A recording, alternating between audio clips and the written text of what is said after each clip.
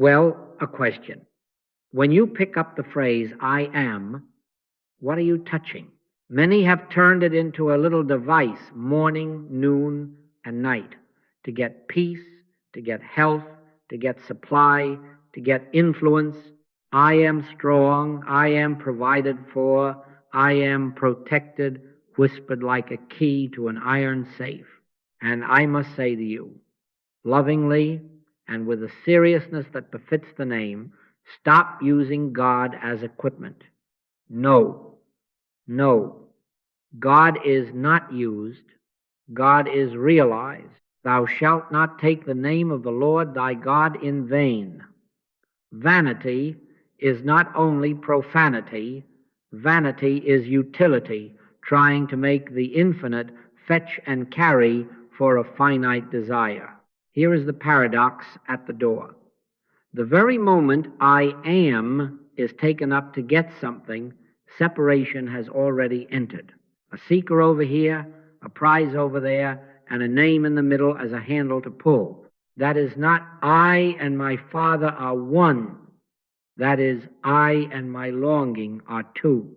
The sacred name given to Moses, I am that I am, is not a magic syllable placed on our lips.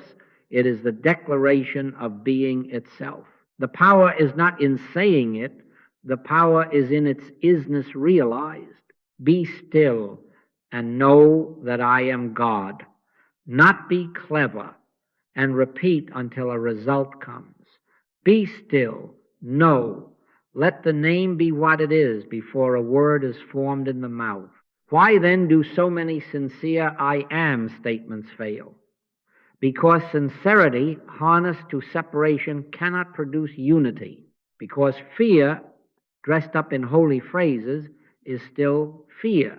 Because what is attempted is suggestion, pressure, leverage upon the unseen. And the unseen is not subject to leverage. As you sow, so shall ye reap.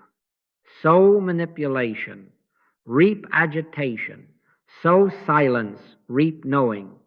The name restores to sanctity when the speaker disappears into the being that the name declares, absent from the body, present with the Lord.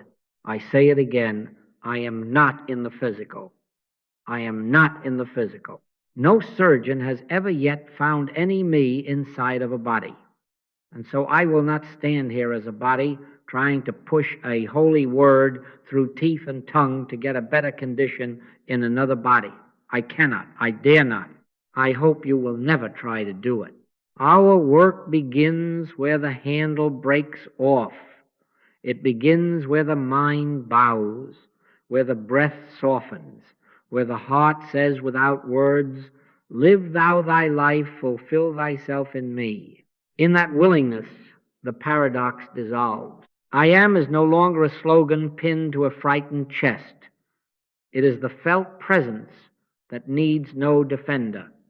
Then if a word rises, it rises from union, not from lack. And if no word rises, the silence is complete. I am merely the instrument. God is the actor. My conscious oneness with God constitutes my oneness with all spiritual being and idea. In that oneness, there is nothing to get, only God to be realized. Thy grace is my sufficiency in all things, and in that sufficiency, striving begins to loosen its grip, and the name returns to holiness.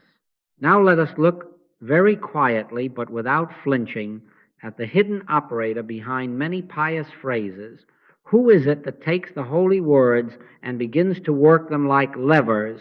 Listen, and you will hear an anxious self, a frightened supplicant trying to fix itself with sacred syllables. It wants a change of weather, a change of blood count, a change of bank balance, and so it grasps the name and presses. That is not prayer, that is pressure. No, no.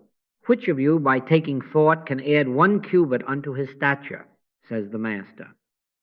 Taking thought is suggestion, prayer is revelation. Suggestion tries to make, revelation beholds what is. Suggestion has a scent to it. It smells of strain. It is always looking over its shoulder to see if the words have worked yet. It times the harvest and digs up the seed. It whispers, I am, with a stopwatch in the heart.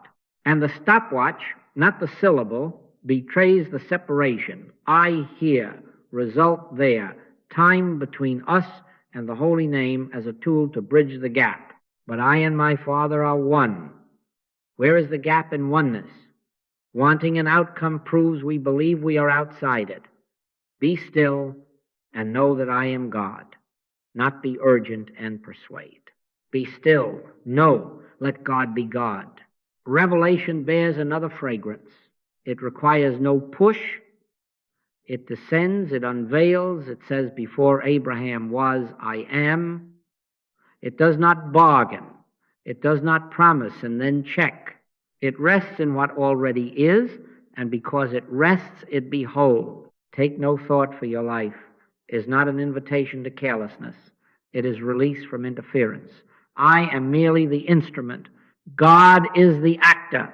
My conscious oneness with God constitutes my oneness with all spiritual being and idea. When that is realized, words, if they come as overflow, not as leverage. Do not misunderstand me. I do not condemn your sincerity. I know the ache that drives a human heart to clutch at holy speech. But a misapplied law is a double-edged sword. As you sow, so shall ye reap. Sow pressure, reap tension. Sow fear in the garments of sanctity. Reap the fatigue of divided self. It is the same as a traffic law or a mathematical principle. You violate 2 times 2 is 4, and you have brought the wrath of the principle of mathematics upon your ledger. You violate, thou shalt have no other gods before me, by using God to serve mammon, and you have set up 2 powers, one to pursue, one to fear. You cannot serve God and mammon. Therefore we draw a boundary not to exclude, but to protect. The name is not a method, not a wand in the hand of desire. We do not use God. We obey God. We do not pick up the infinite to fetch our finite wants. We lay down our wants to be found in the infinite. Absent from the body, present with the Lord, absent from the anxious manipulator, present with the one who needs no manipulation. Here, the striving stops smelling like sweat and begins to melt in assurance, thy grace is my sufficiency in all things. And in that sufficiency, the very urge to make something happen loosens its grip, and the subtle separation that methodized the name begins to dissolve in the light of what is. Well, now, let us ask a plain question. When you say I, where do you place it? Do you put a finger to your forehead and say, here? Do you tap the chest and say, here? Do you travel down to the stomach, the knees, the toes, and try to catch it? Where is the I that speaks? If I take you to an operating room and the best surgeon in the land opens the skull, where is the I? In a lobe, a vein, a spark? No. No. Open the chest, find a heart, a rhythm, but no person. Probe the marrow cells, blood, chemistry, but no identity. No surgeon has ever found any me inside of a body. I am not in the physical. I am not in the physical. The physical is the garment. I is the life that wears it. If I were in the body, I would have a circumference and a location. Someone could point and say, the eye sits behind the left eye, 2 inches back and 1 inch down. But you cannot localize the infinite any more than you can nail the wind to a wall. The wind bloweth where it listeth. Thou hearest the sound thereof, but canst not tell whence it cometh and whither it goeth. So is every one that is born of the Spirit non-local, unconfined, present but not held. In him we live and move and have our being. If we live and move and have being in him, tell me, how shall we be inside a rib cage? I and my Father are one. Oneness is not a postal address, it is being. Absent from the body, present with the Lord, that is not a geography of death, It is a description of identity. To be absent from the belief that I am this bundle of skin and nerves is to be present with the one that is all in all. That one is not needy. That one is not divided. That one does not reach to get. That one is fullness revealing itself. Your spiritual you isn't confined to the material body, and therefore your spiritual you isn't needy. Needing is the cry of a localized self defending its borders. Freedom begins the moment the I is known as non-local spirit rather than a body-bound seeker. In that moment, the economy of your life changes from getting to being, from acquiring to abiding. The Lord is my shepherd, I shall not want. Not because a phrase has been pressed hard enough, but because want has no habitat in oneness. Now watch the subtle blessings that follow. If I am not in the body, then my brother is not in a body, and my neighbor is not in a body. My conscious oneness with God constitutes my oneness with all spiritual being and idea. There is no distance to cross, no thought to send, no pressure to apply. God is the actor, I am the instrument. The same life that is the I of me is the I of you, and in that recognition, love is not an effort, it is a fact. Neither shall they say, lo here, or lo there. For behold, the kingdom of God is within you. Within does not mean inside flesh. It means at hand, as presence, as awareness, as the very I that I am. Here the name stands restored to sanctity, not a tool in a hand, but the very being that is hand and heart and mind. Thy grace is my sufficiency in all things. In that sufficiency, the restless, body-bound claimant yields to the free, unlocalized presence that simply is, and that is the beginning of freedom. I and my Father are one. Hear it again, not as a hero's boast, but as being speaking of itself through a voice. Before Abraham was, I am. The name given to Moses, I am that I am, is not a slogan we adopt. It is God's self-disclosure, the eternal declaring its own nature. Hallowed be thy name. Hallowed, set apart from use, set apart from method, set apart from barter and bargain. When the Master spoke, he did not suggest to God. He revealed God. The Father that dwelleth in me, he doeth the works, not the lips, the Father, not the syllables, the source. The power of I am is not in our lips, but in the realized oneness it names. Where, then, is the place of speech? After being, after silence, after the heart knows without argument, be still and know that I am God. When being is realized as the very I of us, words, if they come, are not agents of persuasion. They are the overflow of identity. Then my conscious oneness with God constitutes my oneness with all spiritual being and idea, and the word that rises is a witness to that union, not an instrument to manufacture it. This is why words spoken from union bear a weight that words from desire never carry. They do not try to make anything happen. They reveal what is already happening in God. Let us be plain. God is the actor and the doer and the beer. I am merely the instrument. An instrument does not play itself, nor command the musician. It is tuned, surrendered, resonant. You and I, absent from the body and present with the Lord, are available to the divine musician who alone knows the score. Not by might nor by power, but by my spirit, saith the Lord. To shift from pronouncing truth to letting truth pronounce itself is to move the center from a self trying to be spiritual to spirit being itself as our very I. It is the end of two, the one who declares and the one declared about. It is the simplicity of one. Do you see the ethical safeguard hidden in this? If the Father within is the actor, there can be no private agenda hitching a ride on holy words. Thy will be done. not my program, not my timing, not my private good. In oneness, good is never private. The law stands. Thou shalt have no other gods before me, no other powers, no other causes, no other centers. In that obedience, speech is sanctified because it is no longer a tool.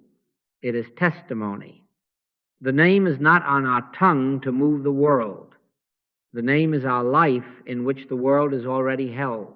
And in that realized oneness, the heart rests, the breath softens, the will releases, and assurance appears without argument. Thy grace is my sufficiency in all things. Here, the name is hallowed, and the silence speaks. There are two energies at work on the path, and they cannot be confused without cost. One pushes, one rests. One is auto-suggestion mind, trying to influence mind, a self-pressing upon thought to pry open a result. The other is revelation, truth revealing itself where no pressure is present. Which of you, by taking thought, can add 1 cubit unto his stature? Not one. Taking thought strains. Knowing rests. Auto-suggestion leans in. Revelation leans back into God. And the fruit betrays the root. After suggestion, there is fatigue, subtle fear, the need to check if it worked. After revelation, there is peace without residue, a quiet certainty that requires no witness and yet soon finds witnesses appearing. Consider a principle you cannot bully. 2 times 2 is 4. You do not make it 4 by saying it louder, faster, or oftener. You do not feel your jaw tighten to bring the sum about. No, no. You align with what is, and the ledger clears without strain. Truth is like that. We are not here to make a spiritual fact.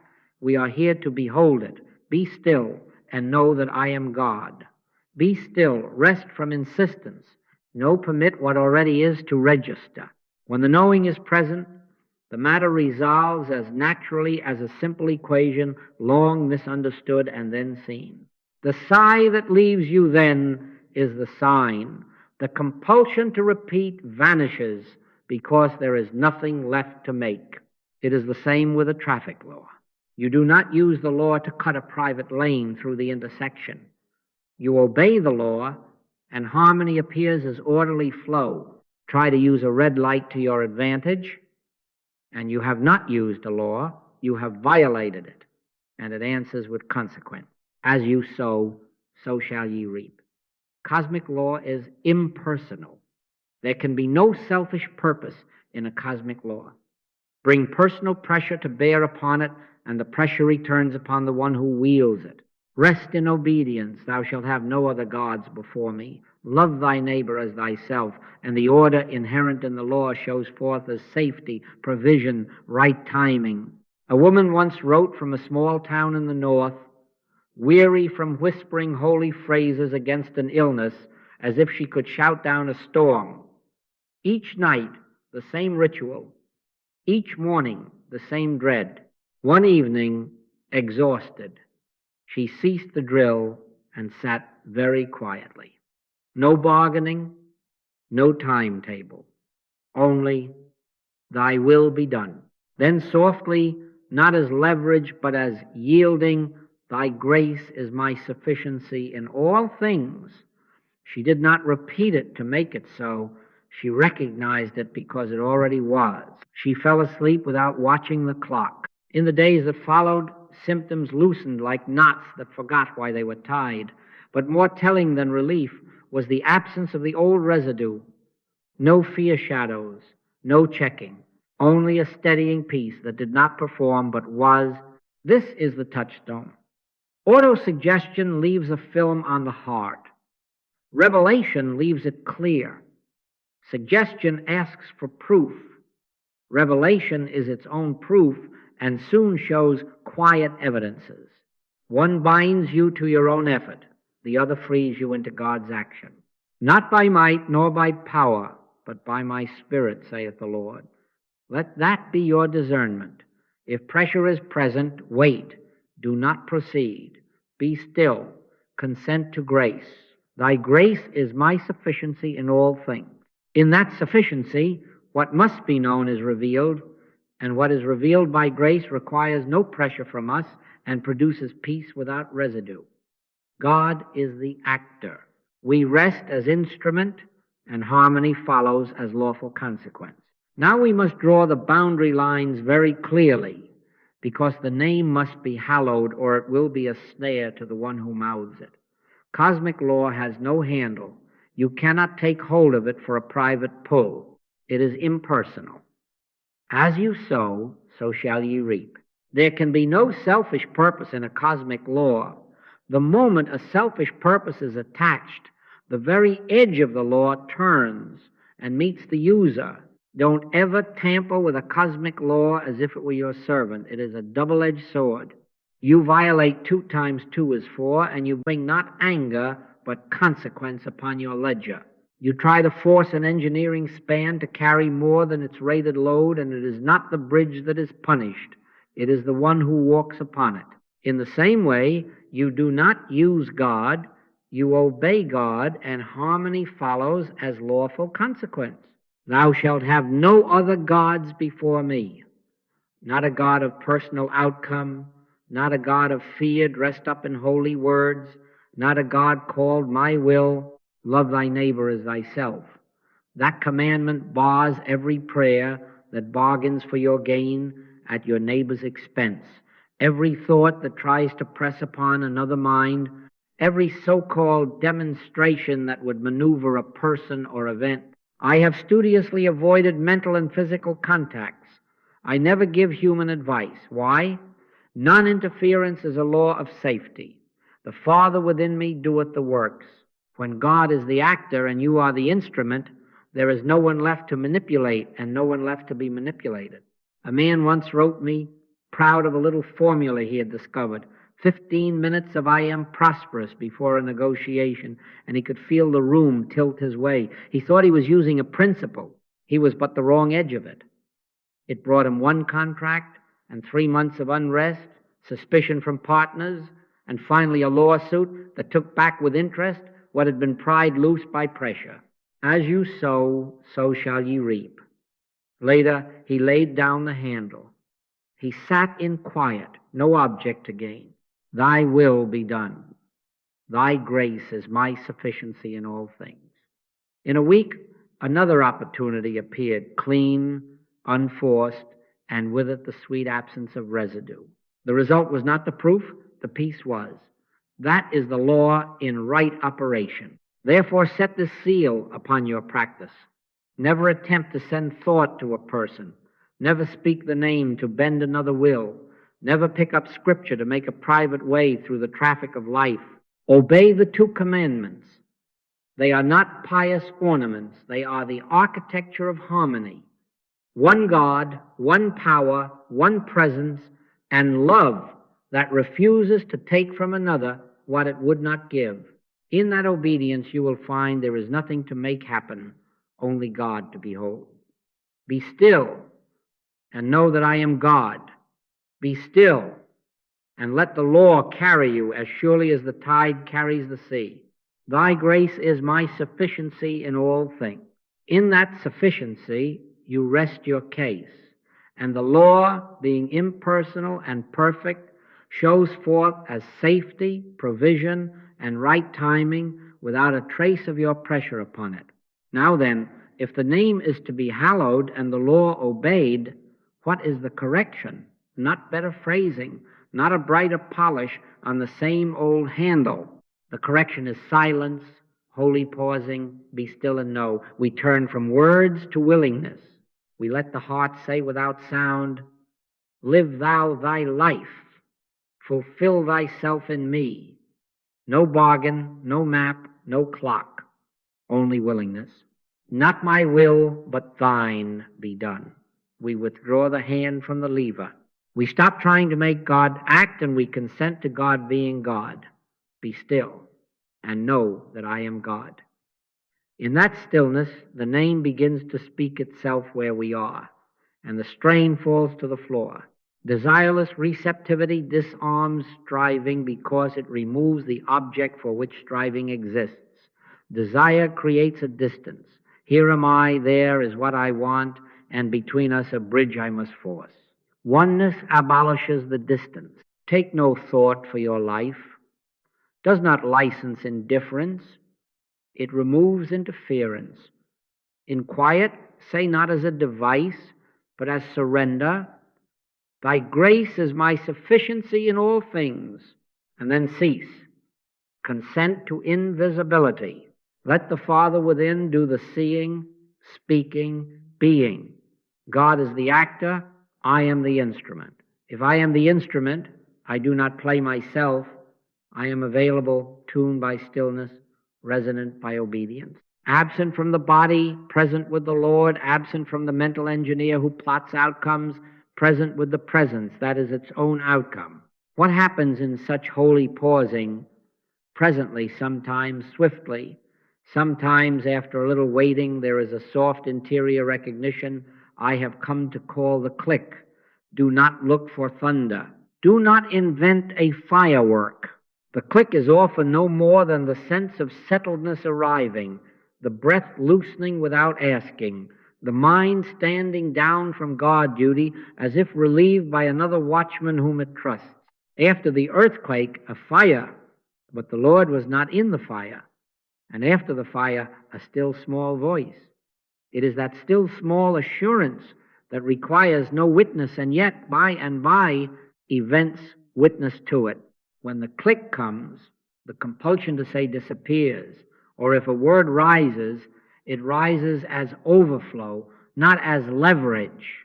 Then if the lips utter I am, it is being naming itself, not a self trying to make being move. Do not try to manufacture the click. Never. That is suggestion in a new costume. If it is not present, wait. Be still. Let your silence say, Here I am, Father. Glorify thyself. And if nothing seems to happen, rest in that nothing. He maketh me to lie down in green pastures. Lying down is not doing.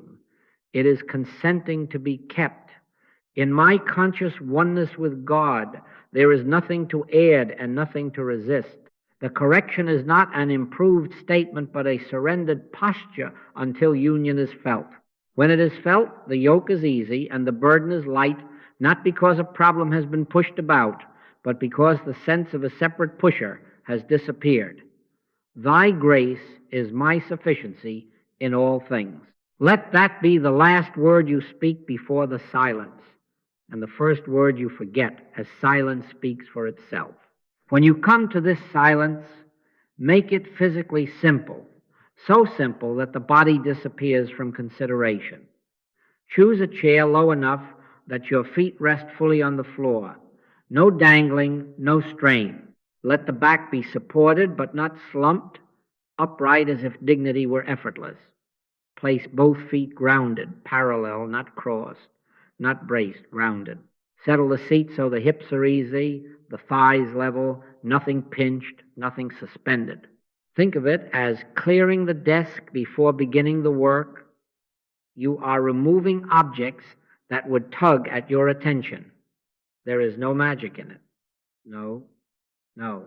It is only mercy to your nerves. Let the hands rest lightly, palms easy upon the thighs or in the lap, fingers unhooked, never propped, never gripping an armrest, never braced against the knees as if to hold yourself up by effort. Keep the elbows free. The shoulders allowed to drop of themselves. The jaw loosens. The tongue rests.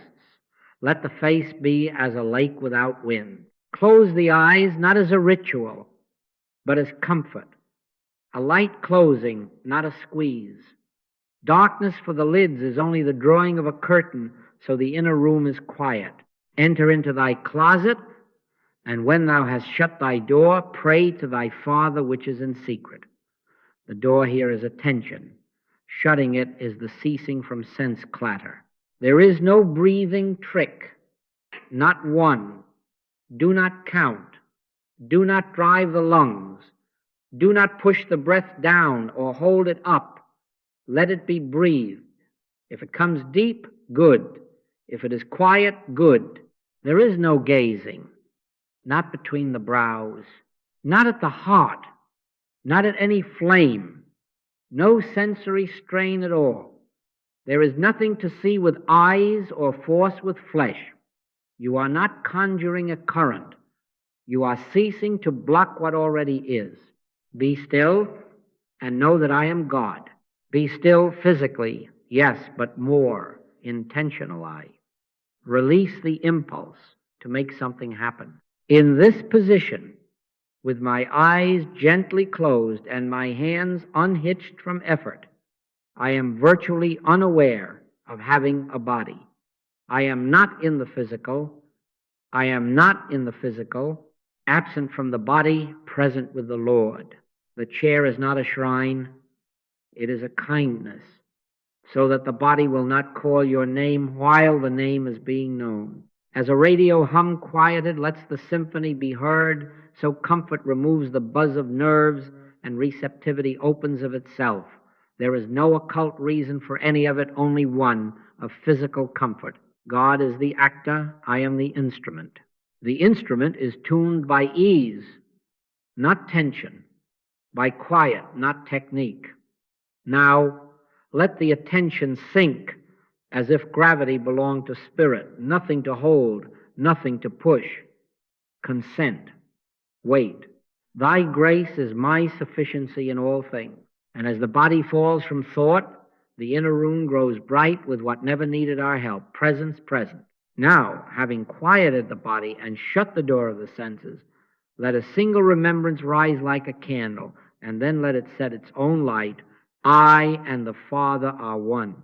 Not to make it so, not to get something by it, only to recognize being naming itself.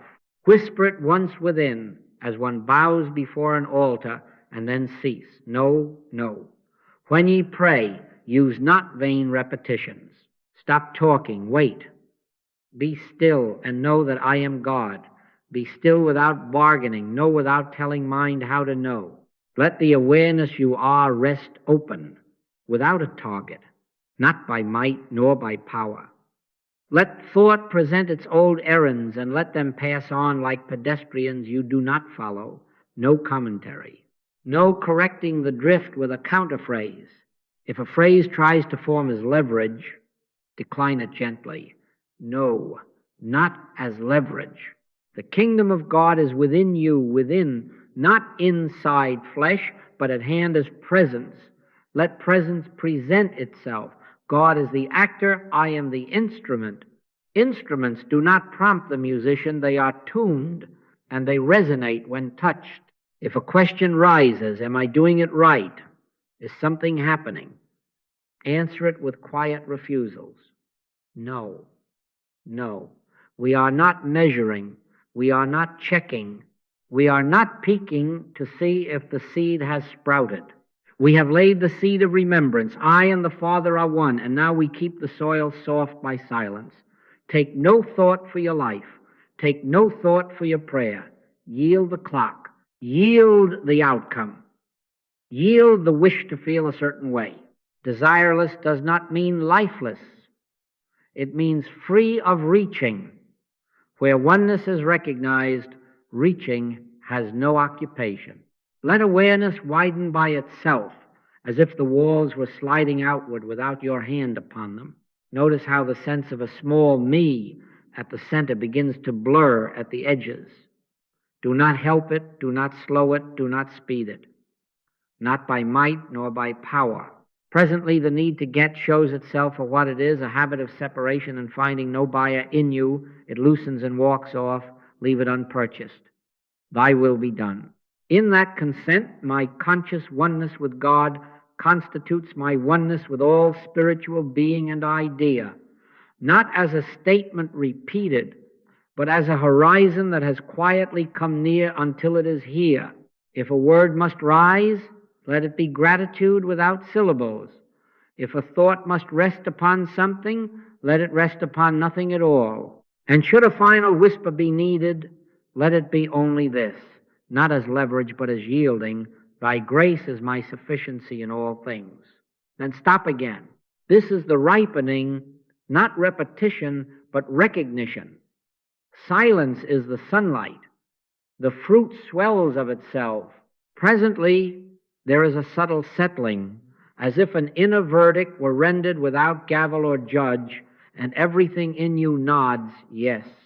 Not excitement, finality, not a rush rest. The strain lays itself down, not because you have argued it to sleep, but because there is nothing left to argue. Breath that had been managed is now being breathed of itself. Shoulders that had been on watch step off their posts. Time thins, not as a trance, but as irrelevance. Minutes slip their numbers and become simply now. That is the click. It is quiet. It is authoritative. It arrives with no fireworks at all and says, without syllables, my peace I give unto you, not as the world giveth. It is the amen spoken within before a word has crossed the lips. Here you learn a holy sequence. Spirit first, physiology follows. After the click, the body reports the government of peace. The brow unknots as if it had remembered something it could not force itself to recall. The breath unlabors. The heart does not leap. It loosens. Even thought unbunches, and the room seems wider, not because the walls moved, but because the small claimant has ceased to press upon them. Absent from the body, present with the Lord, not a vanishing, but a delocalizing. I am not in the physical. I am not in the physical. The physical obeys the ease of spirit as naturally as a leaf obeys the breeze. In quietness and in confidence shall be your strength. Now take care. Do not chase this state. Do not polish it. Do not reach for it again to make it stay. No. No. Let it be what it is, presence recognized, and let every sensation that comes with it pass as weather. If there is warmth in the hands, fine. If there is not, fine. If there is light behind the eyes, fine. If there is not, fine. An evil and adulterous generation seeketh after a sign, but we are not sign seekers. We are God knowers. The sign is not spectacle. The sign is this quiet certainty that requires no audience, and yet, by and by, life witnesses to it. Leave the sky to its clouds and the sea to its waves. You take God. With the click comes the confession that ends striving. Now the actor is God. I do not act. The Father that dwelleth in me, he doeth the works. God is the actor. I am the instrument. The instrument is not inactive. It is non-originating. If a word rises, it is overflow, not leverage. If a movement is required, you find it happening without a pusher behind it. Phone calls place themselves. Kindness appears unassigned. Doors open where you were not knocking, not by might, nor by power. The authentic sign is that you have ceased to manage and something wiser has quietly taken the helm. My conscious oneness with God constitutes my oneness with all spiritual being and idea, and from that union, guidance does not argue. It simply is. Do not look back to see if it is still there. Do not measure its length. Sow no anxiety into it by testing. Leave it unhandled. The peace of God, which passeth all understanding, shall keep your hearts and minds. Let it keep you without your help. And if, as the minutes pass, the sense fades, do not grieve, do not grasp. Return to stillness as to a familiar chair. The kingdom is within, at hand, not earned, not engineered. Thy grace is my sufficiency in all things.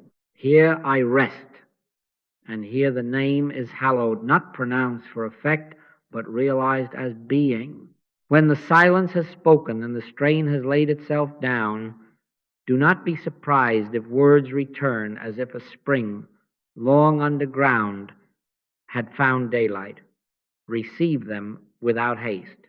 They are not tools. They are not levers. They are witnesses. Out of the abundance of the heart, the mouth speaketh. If the heart is resting in God, the words that rise bear the signature of rest. They are not trying to make anything happen. They are letting what is be heard. The Father that dwelleth in me, he doeth the works. God is the actor. I am the instrument. The instrument does not clench its jaw to sound. It resonates because a musician is present. So if a word rises, let it be simple and true, an echo of union rather than a bid for result. In my oneness with God, I find completeness. In my oneness with God, I find security. In my oneness with God, I find peace.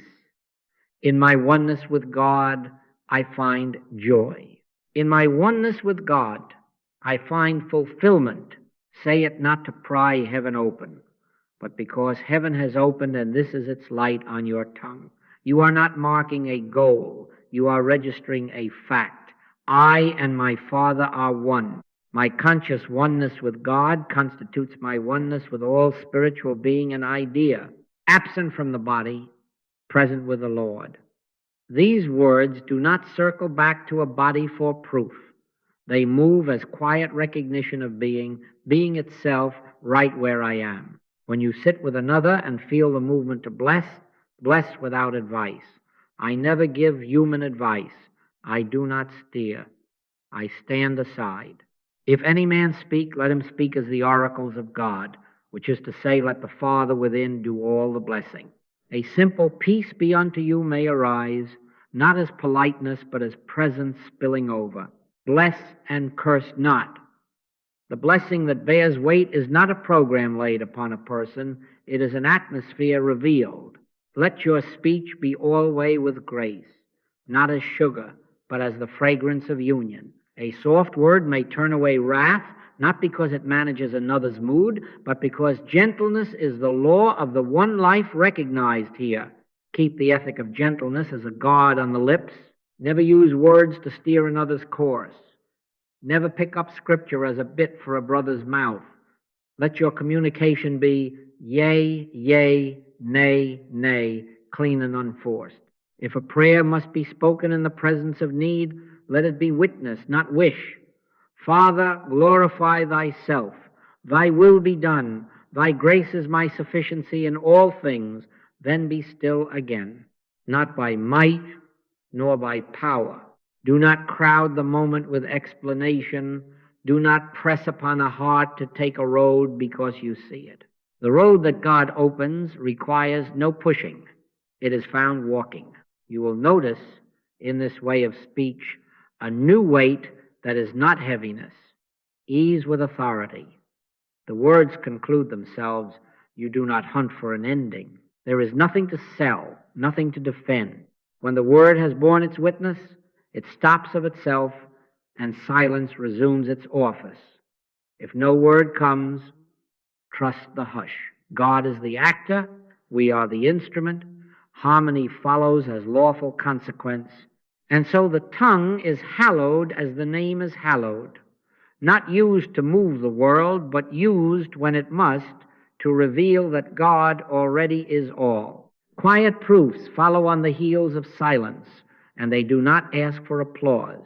By their fruits ye shall know them. The first fruit is a heart that has stopped panting. The nervous reach loosens. The measuring mind stands down. My peace I give unto you, not as the world giveth, not a sedation, not a trance peace as government. Test it here. After union, do you find yourself pushing or do you find yourself moved? Right action appears without strain. The next small thing is plain, and it asks no argument. In all thy ways acknowledge him, and he shall direct thy paths. Paths, not plans. Direction, not compulsion. Guidance arrives in season, as surely as figs ripen in summer. You do not pry the fruit open. It softens by warmth. This is how it looks in a day. The phone rings at the hour you had consigned to God, and the voice on the line brings the missing piece without you having sent a net of thoughts to fetch it. A document that would not balance falls into harmony when an unforced idea stands quietly in the mind like a lamp set on a stand. Cast the net on the right side of the ship, not because the right side is lucky, but because obedience sees what toil cannot. And there is no residue afterward, no need to go back and prop the result with nervous affirmations. The heart is settled, and settledness itself becomes the proof. Not a show, not a stunt, quiet order. Now, about care that is non-local. A nurse once wrote from a night ward saying that at 2 a.m. a weight of fear suddenly lifted, and she knew without knowing how that help had come. She named my presence in that room. At 2 a.m. I was at home, asleep. I did not consciously project myself, and I hope you will never try to do it. I have studiously avoided mental and physical contacts. Why? Because God is the actor, we are the instrument, and omnipresence needs no travel. Absent from the body, present with the Lord, I and the Father are one. This realized oneness constitutes oneness with all spiritual being and idea. When the click of union is recognized anywhere, its peace is everywhere at once, without anyone sending it, without anyone receiving it. Where 2 or 3 are gathered together in my name, there am I in the midst of them, gathered not by bodies in a room, but by consciousness in God. Do not be tempted to make phenomena out of this. Do not try to feel currents. Do not strain to see lights. Sensationalism is a toy that will break in your hands. The law is impersonal. The proof is harmony. Look for these evidences instead. You are withheld from haste as if by a hand upon your shoulder. The unsaid word is kept and keeps you.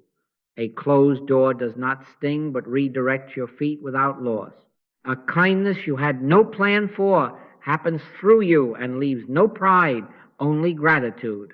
He leadeth me beside the still waters. You find yourself beside them, not because you map them, but because you cease to crowd the shepherd. Let the posture of the heart be gratitude, never demand. Thy grace is my sufficiency in all things. And when the quiet order appears, when peace holds like good weather, seal it without clutching, and so it is. And I thank you, not to end a prayer, but to witness a fact, not to keep a gift, but to honor a giver who never left. Daily obedience is not a harder practice. It is a gentler consent, repeated often until love is the only atmosphere you breathe. The great law does not wear one robe. In the Hebrew tongue it is, thou shalt love thy neighbor as thyself. In the words of the Master, whatsoever ye would that men should do to you, do ye even so to them. In the Sanskrit, in the Taoist, in the old Egyptian wisdom, the same rule appears in varied syllables. One law, many tongues. It is universal and impersonal. It does not favor a tribe or a temperament. As you sow, so shall ye reap. This is not threat, it is architecture. Violate it, and the structure itself corrects you. Align with it, and the structure carries you without your pushing. Take it into the marketplace. When I want nothing you have, and you want nothing I have, strife has no hook. Competition withers for lack of bait. Thou shalt have no other gods before me, not a god of profit, not a god of applause, not a god of my opinion of right. Love thy neighbor as thyself. No exceptions, no subclauses for the difficult person, no loopholes for my advantage. If I desire from you what I would not willingly see you desire from me, I have set 2 gods in the heavens and a war on the earth. No, no. One God, one power, one presence. In that oneness, the appetite to take is unmasked as fear, and fear dissolves where God alone is acknowledged. How is this kept alive? Not by long campaigns of will, but by short returns to silence, many little stoppings, a minute at the threshold before you enter a room, one breath at the phone before you answer, a pause at the door of a meeting. Be still and know that I am God. Whisper once within, not as leverage, as yielding thy grace is my sufficiency in all things. Then stop. Consent to be an instrument, absent from the body, present with the Lord. I am not in the physical. I am not in the physical. In those brief retreats, the atmosphere resets and love resumes its government before a single word is spoken. You will see how lawfulness appears from these pauses. As you sow the pause of love, you reap the harvest of order. Like traffic that flows when each obeys the signal, so households and offices move without collisions when hearts obey the one command. You need not manage outcomes, not by might nor by power. Plant kindness, and in due season you meet it turning the corner unannounced and timely. Withhold a sharp retort, and you discover a door remaining open tomorrow that rage would have slammed today. Whatsoever a man soweth, that shall he also reap. The field is consciousness. The seed is intention. The weather is grace. My conscious oneness with God constitutes my oneness with all spiritual being and idea, and that oneness writes itself into errands and calendars as guidance, provision, and right timing. Let love be the only atmosphere. Return to the hush until the hush returns to you without your calling. Walk quietly, speak gently, refuse every bargain that would purchase gain at a neighbor's loss. God is the actor, I am the instrument. In my oneness with God, I find completeness, security, peace. Keep the law simple. Keep the pauses frequent. Keep the heart unarmed. Thy grace is my sufficiency in all things. In that sufficiency, the day keeps itself. So we come at last to the root, not another tool, not another refinement of a phrase, not a brighter polish on the same old handle. No, no. The name is not for use. The name is for realization. I am that I am was not offered to Moses as a charm, but as being, declaring itself. Stop saying I am to move a lever. Be still until I am reveals itself where you are, and the lever disappears. Let the name be hallowed, not handled. Let God be God. God is the actor. I am the instrument. When the instrument learns to rest, the musician plays without strain, and the music carries farther than effort ever did. Here is the seal, simple as breath and as sufficient. Thy grace is my sufficiency in all things. Not a slogan, not a pry bar, a recognition. Thy grace, not my wit, not my worry, keeps house, sets the table, mends the net, opens the next door. When grace is sufficiency, the engine of striving winds down. Bearings cool. The racket ceases. Stillness speaks. It is God which worketh in you both to will and to do of his good pleasure. Work then becomes worship, and worship is rest in action. You find yourself moving without a pusher behind you, answering without a tremor in you, standing without bracing, yielding without losing. My conscious oneness with God constitutes my oneness with all spiritual being and idea. From that oneness, harmony is not an achievement, it is an unveiling. I do not offer you advice. I never give human advice. I give you an invitation that the Master gave. Knock, and it shall be opened unto you. Seek, and ye shall find. Knock at the door of your own consciousness. Seek God alone, not outcome, not vision, not ease, not proof. Seek God. And all these things are added as lawful consequence. Enter your closet, shut the door of appetite and argument. Be still and know.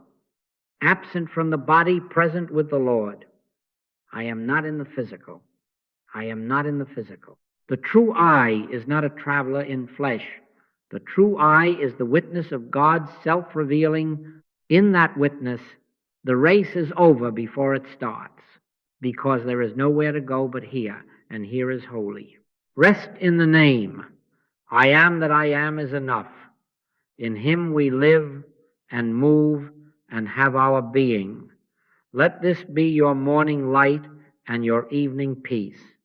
Thy grace is my sufficiency in all things. Whisper it once in surrender and then grow quiet. And if the day requires words, let them rise as overflow, not as leverage. Bless and curse not. Do justly, love mercy, walk humbly with thy God. Keep the law of oneness by loving your neighbor as yourself, and let no other God, fear, gain, opinion sit upon the throne. Where oneness is honored, lack loses its mask, and love, like good weather, settles over the fields. So I bid you go nowhere and come home. Knock, and the door that was never locked will open within your own heart. Seek, and you will discover you were sought. Rest, and you will learn that another keeps watch. Thy grace is my sufficiency in all things. Thy grace is my sufficiency in all things. Thy grace is my sufficiency in all things. And so it is. And I thank you